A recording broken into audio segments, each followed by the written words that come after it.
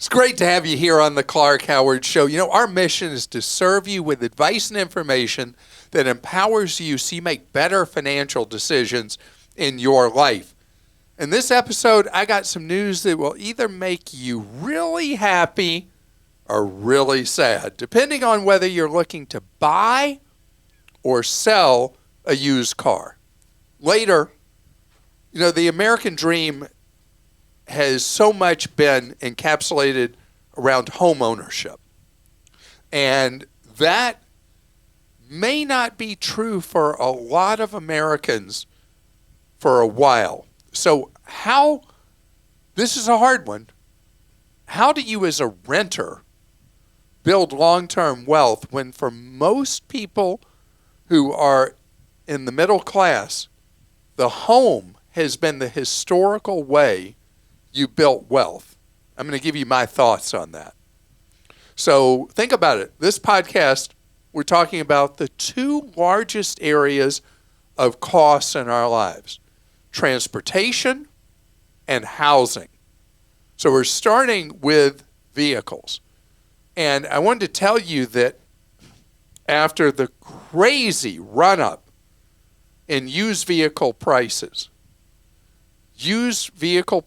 now are down, latest industry data, down 27% from their peak. Now, that means not that they're back to where they were before, but it's a big change in price. Now, I said there's good and bad in this, and let me tell you the both angles to this.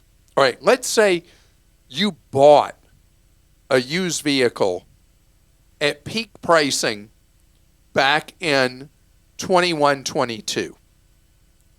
And then prices kind of hovered, and then they started declining modestly, and then they've declined quite a bit now, down 27%. It means that you are, even if you put down a substantial down payment when you bought a used vehicle, the back half of 21 and through 22, you are now upside down in that used vehicle. And even if you didn't intend to drive it, as long as economics say you're now going to have to, you're just going to need to do it almost certainly because of the economic picture changing. You know, I keep hearing from people who bought used vehicles in 21 and 22 that had crazy number of miles on the odometer, and the vehicle was still really expensive. Well, now as the used vehicle market continues to normalize, it means that that really high mileage vehicle that you still may owe a loan on, you're going to have to tough it out as best you can and keep driving it. Another factor: used vehicles having dropped in value means that when you decide to trade in, where people were getting ridiculous sums for trade-ins back in 21 and 22, that's over. And so it means the net cost of buying a new vehicle is going to be more money. Now let's look at the reverse. You're looking to buy a used vehicle. Obviously, you're the other side of this. With prices down 27%, it means that having to make this terrible choice of, in order to pay less, having to buy a vehicle with extreme high miles on the odometer, that time has now passed. And the cost of the used vehicles have come down. Are they back to where they were pre-COVID? No, but they've come a long way back. And then let's move over to the new car lot. And I've been telling you for months about how the market changed for new vehicles from being a seller's market to now a buyer's market, and that has continued to intensify. And so one of the things that's happening is there was a report from cars.com that found that the number of new vehicles that are now available that are under $30,000, it's a key price point, the number is up roughly 90% from a year ago. So the manufacturers were loading up dealer lots. Well, there weren't that many vehicles on lots. The allocations they were sending dealers over the last several years were pricier models, fully loaded with every option imaginable. And then at the worst of this, dealers were then adding on what was called ADM, additional dealer markup. They weren't even pretending. They were just saying, yeah, it's this manufacturer's price plus an additional X number of dollars. All right, that is so 2 years ago, because now the manufacturers stuck with huge inventories on dealer lots. Dealers saying, I'm not buying any of those. So the manufacturers are listening to the marketplace now, shifting product mix, and the number of vehicles you can actually buy that are much more affordable on a dealer lot is going back to more normal cycles. So now I think it's 1 in 6 vehicles being sold is a $20-something thousand new vehicle. And that's a big change from where the market was. So both the used car market, so the used car market, the cost of used cars went up an astronomical amount. Now, today, you can buy a new car for what the average used car was selling for 2 years ago. Just a magnificent change. Yes, the interest rates are higher on the vehicles when you're buying one, but the costs are going down enough, and there will come a time in the ownership cycle where you'll be able to refi that vehicle loan you have. That the market is doing what other markets did quicker. It's going through the normalization process. Yeah, my friend called me the other day because they bought a used car 2 years ago and now want to sell it. Oh, they don't like the car? It's a convertible. It just wasn't what they wanted, but they were pretty shocked by the what they got when they tried to sell it, like what they were being offered. If it's a luxury convertible, it is. The value of those has dropped like a rock. Indeed. I mean, we're talking about the average used vehicle down 27% in the luxury end of the market, and particularly something that's usually an extra vehicle, a convertible in somebody's life. The value of those, wow. Yeah. They need to learn to like, your friend needs to learn to like that convertible again. Okay. Because they're stuck with it for a while. Okay, AJ in South Carolina says, my son is 18. He is starting college in the fall, living off campus. We were going to give him our 2011 Toyota Camry, but it needs $1,800 of repairs. So we've decided to buy him a new car instead to get him at least through the undergrad and graduate school. Okay, I need to stop you right there before you go on with where their question is now. Unless the die is already cast, I would recommend you spend the $1,800 and repair the 2011 Camry. 2011 Camry should have many, many years of life in front of it. The $1,800 you're talking about putting into it is the equivalent of just, if you were thinking in car payments, just a few payments on a new vehicle or a newer used vehicle. I would not necessarily bail on that 2011 Camry. So I'll start there, but then go on about the if-then. So they've decided to buy him a new car. Should we put the car in his name or ours? And is there any downside to putting it in his name? So there's a few factors here. If your son remains your dependent, you may not have a liability shield from having the vehicle owned by him and insured by him. That's one of the primary reasons that you would put a teenager's car in the teenager's name, is in order to protect you in the event of an accident that's your son's fault, that you'd have the liability shield. I don't know, South Carolina, you said?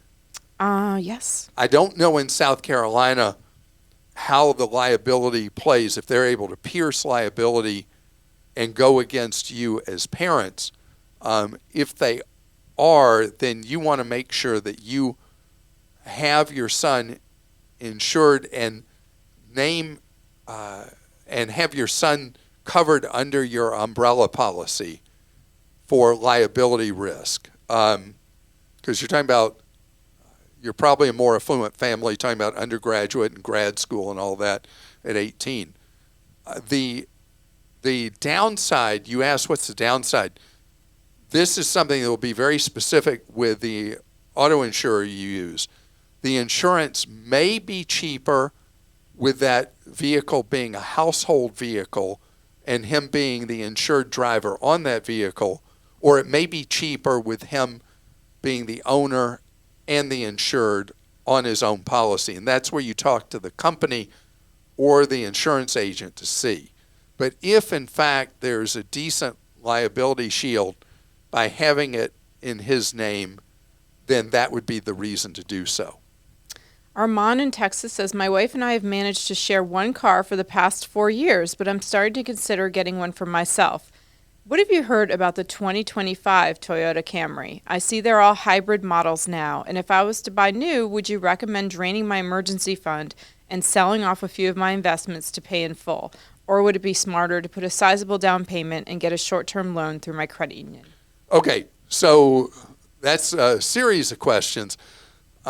Toyota is the one brand that is the exception to what I was talking about new vehicle prices. Toyotas are still in not as short of inventory as they were, obviously, but they are still a harder vehicle to get a deal on. So you have to factor that in, and if your funnel allows the choice of another sedan is something you'd consider, I would compare the prices of the Camry to whatever else you would get. As far as buying the hybrid, it's a smart thing to buy the Camry hybrid. Toyota's been at the hybrid stuff since 1997. They have continually improved it, Kaisan, and the price difference between when there was a gas engine version and the hybrid version got so small that it became meaningless to have a traditional gas engine version. And so the hybrid is just a win for you because the fuel economy is so very much better, especially in city driving where gas engine cars love to drink up all the money out of your wallet. So I would feel fine buying it. Now, to paying for it. No, I don't want you to drain your entire emergency fund. I would rather you put down a substantial down payment, take out a short-term loan with the credit union. The shorter-term loan and the big down payment, hopefully your credit score is also awesome. You'll get, in today's market, what will be a not very painful amount of interest you'll pay on a loan of 36 months or less from the credit union for this. Jay in Texas says, can you speak to the proliferation of aftermarket window tinting? Based on observation and reading, it seems many dealerships add tinting to vehicles after they take delivery. I dislike excessive and defective tinting. I bought a used car a few years ago, and the rear window tint was bubbling, and I paid to have it removed. In Texas, I commonly see what appears is aftermarket tint failing and bubbling. I love to walk, and tinting also prevents being able to see and communicate with drivers. That's one we never talk about, but it's so true. Yeah, and tinting is like, if you ask police officers, it's a plague across the land. I mean, I just want you to imagine what it's like to be a police officer making a traffic stop, and they're walking up next to a vehicle, and the tinting, almost certainly the degree of tinting people are doing to vehicles now is illegal under state law in whatever state you're in. It's so dark, and that officer cannot see. One thing I'd say, if you've got nothing going on bad but you've tinted all your windows and you got stopped by an officer, put all your windows down so that the officer knows you're not a threat and can see right in as he or she approaches. The tinting is something that people are really into, particularly as we've been running hotter temperatures around the country consistently over recent years, you kind of bake in your vehicle, and the tinting reduces the strain on the air conditioning, keeps you cooler in the vehicle. There's a lot of substandard tinting that's being installed. A lot of it people are trying to self-install, and it's not an easy product to put in. So this is a real issue, that you got the quality, and then you've got the dealers doing what's known as a pack, where you go to buy a vehicle and the dealer puts it in as a rip-off fee.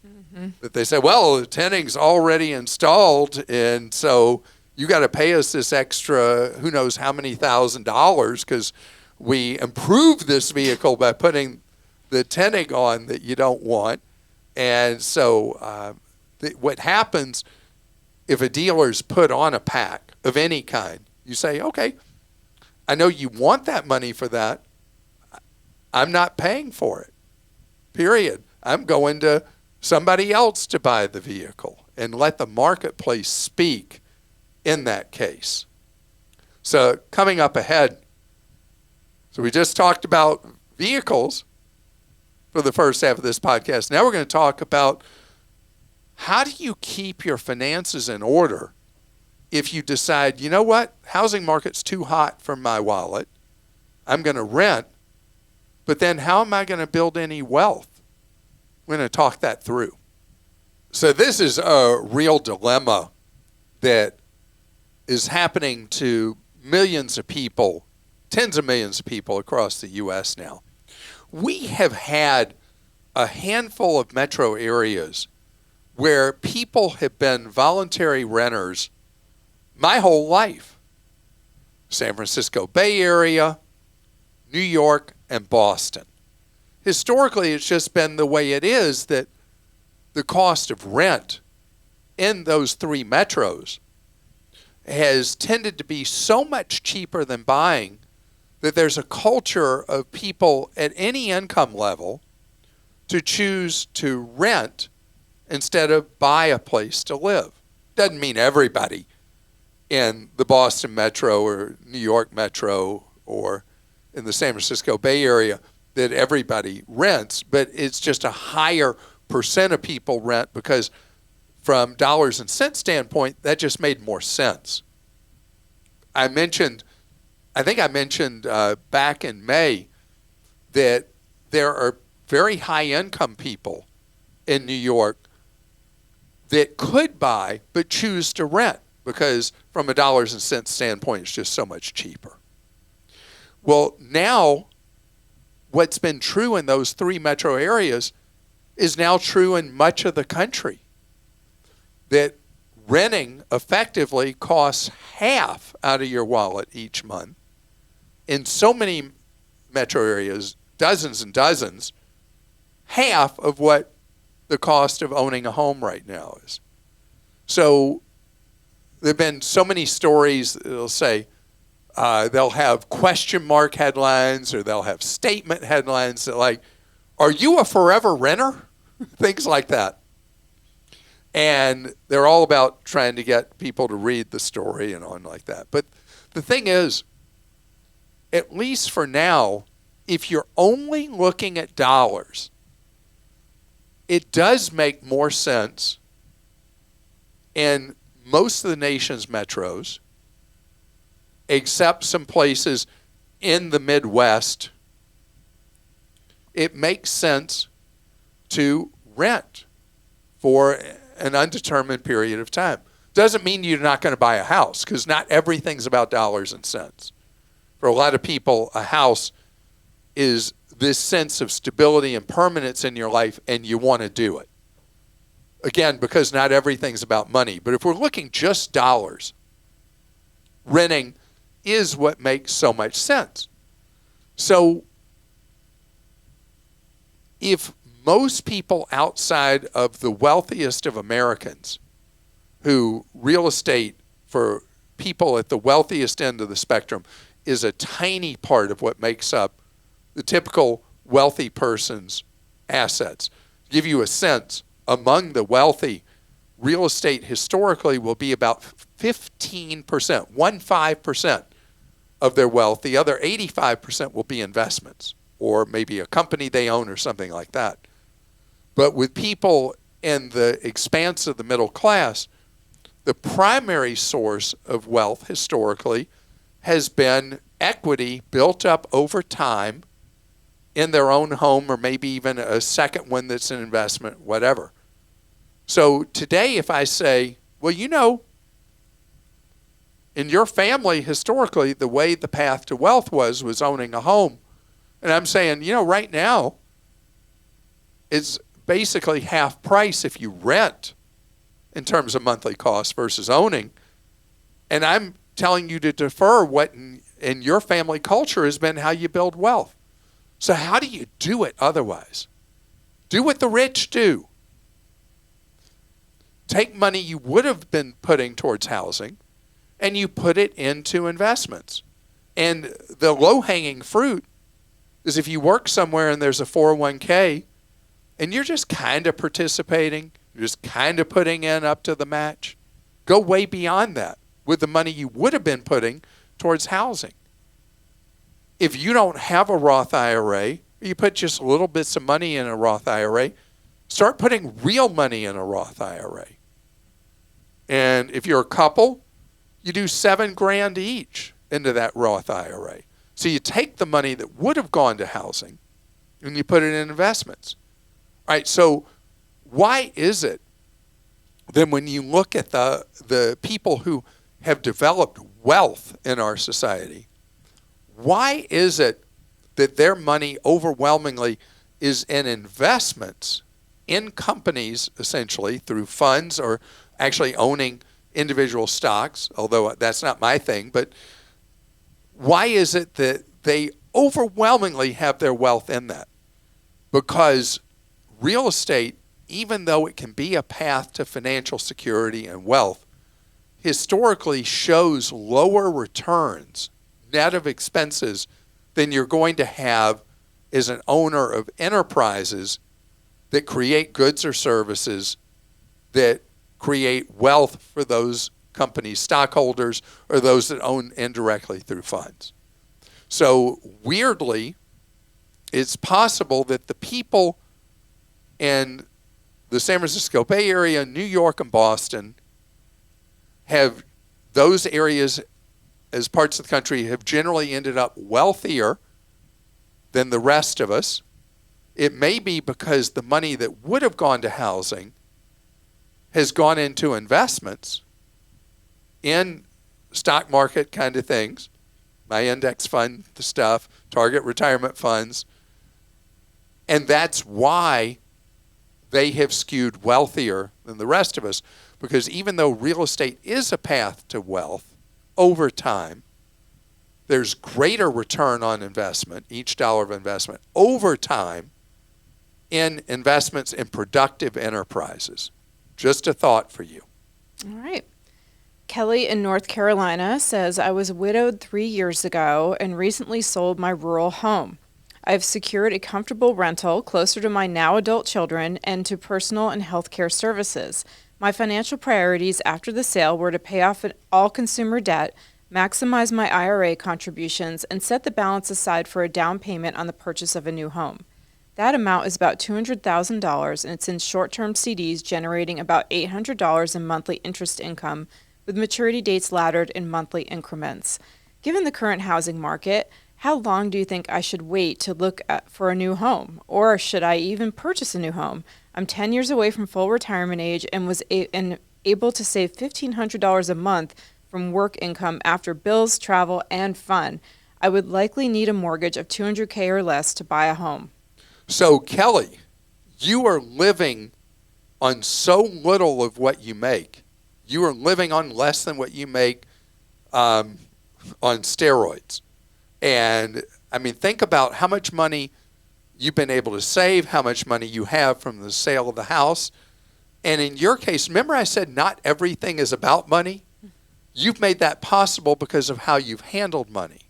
So if you know where you live near your kids is where you want to be, and you can afford to buy a home, pay the substantial down payment. You can easily handle the payments moving forward, and that's what you want to do, go for it. You have set your finances in a position that you can do it. And today's mortgage interest rates, with all the money you're paying and all that, and the mortgage you'll have, it won't hurt you to pay today's higher rates. You'll be just fine. So this is a case of what feels best to you. If we just look dollars and cents again, almost certainly renting would make the most sense. But we're not talking dollars and cents with you because you've got so many dollars because of how sensible you've been with your money. So do what feels right. David in Georgia says, my wife and I moved into our forever home last year. We were previously in a townhome and we were able to keep it, and now we have it as a rental, making around $700 a month. The interest rate on our townhome is 2.875%, and it has a market value of $385K with $175,000 left on the mortgage. Our new home, however, has an interest rate of 6.875%, and though the monthly payment is high, we are able to fit it into our budget that also includes saving about 18% of our pre-tax income for retirement. The mortgage company's portal had a calculator for how additional monthly principal or lump sum payment could impact your loan. If we sold the townhome and applied most of it to the principal, we could almost cut our mortgage in half and save nearly $500K in interest, says the portal. Should we keep the townhome so that we'll have that income in retirement, or should we consider selling it and apply to the house mortgage and save on interest and time to pay off the loan? Is there anything else we'd need to consider? So here's what I would consider. If you look at the loan you have now and you're making a decision based on the virtually 7%, 6.875% loan you have, then that's known as static analysis. And if you look at it from a static analysis standpoint, you're like, wow, look what's going to happen with our finances. If we sell off the property, we'll clear enough money, we'll be able to cut our mortgage in half, and our payments will drop so much. But I would think of it another way. So you've got a really sweet rental property there that's already generating nice free cash flow. You're locked in at 2.875%, basically 3% on it. I would keep it as long as you don't hate being a landlord. If you find being a landlord's been A-okay, you're happy being it, I would keep it, because that is a permanently great deal at the 2.875%, not to be repeated except in the oddest future financial circumstances, and we don't want to hope for those. So your 6.875, though, odds are very strong you're going to be able to refinance that maybe even sometime in 25. Rates will fall enough that you'll say, hey, this is great. We're going into a new loan. Maybe even you'll go into a 15-year loan, which will even drop the rate further into, I'm figuring, somewhere in the fives. If we look out late in 25, this is my cloudy crystal ball here, but the time will come you'll be able to refi. So I would say for now, you're able to digest the payment you have now. You're making money on this other property. You're locked in on it as an investment property at this extremely low carry cost from this very low interest rate. And I would ride this. The only change, if you decide you hate, again, being a landlord. Jennifer in New Hampshire says, I just wanted to pass this along to my fellow Team Clark members. We have had a Capital One online savings account since they bought out ING Direct years ago. I saw recently that they were offering 4.25% on online savings accounts. Our account was earning 0.3%. I called customer service, which went better than expected, and was able to convert our account to the new Performance 360 savings account and get the better rate. The account terms are the same as our old 360 savings account. Why they don't just make this conversion automatic to all their customers as part of good customer service is beyond me. I just wanted to pass this along to other listeners and viewers. And Clark, I've been a fan since I used to work weekends as a nurse practitioner, and I used to watch your spots on HLN during my lunch breaks. Now my 2 teenage sons get to listen to your wisdom in the car via the podcast. They both love Clark Stinks for the creative use of fragrant adjectives. It's their favorite segment of the podcast all weeks. Thanks to you and all the team. Jennifer, thank you. And this is bank disease that Capital One is infected with, and they're actually being sued about this, that they have 2 clone savings accounts, both with almost identical names. One, if you don't do anything about it, you're getting 1/3% interest. The other, if you do something about it, which is a simple contact with Capital One, you then go to 4.25%. I mean, this is just bad stuff. And I talked about brokerages doing this stuff the other day. And so it's just up to you to know that banks have this bad virus. Let's see how we can cheat our customers today. And so look at your statements, look what you're earning, look online, and you'll see, oh, why is it that if I contact them, I earn more than 10 times the interest? Why? Because they're trying to cheat you, but it's very simple for you to move to the new rate. And this is not a Capital One thing. Yeah. This is in the culture of banking and full commission stockbrokers and bank-related stockbrokers, that your idle cash or your savings, you get cheated on unless you actively manage it. But this is a great thing for all of us to do as a housekeeping thing, is look at all your accounts if you have savings and see what they're earning. And, I appreciate that. And what was a really positive theme in today's podcast? Today's been way more positive. Is I did that all on purpose. the people who are living on less than what they make. Yes. These are the good problems to have. Mm-hmm. Wait a minute. I got this cash here, and I could be making more money on it.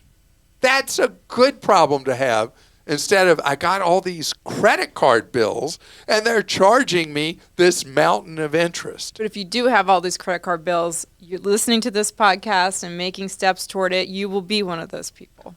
Which is ultimately the goal, for you to be someone who, instead of the bank owning you, you own it. Even better, you're a member of a credit union.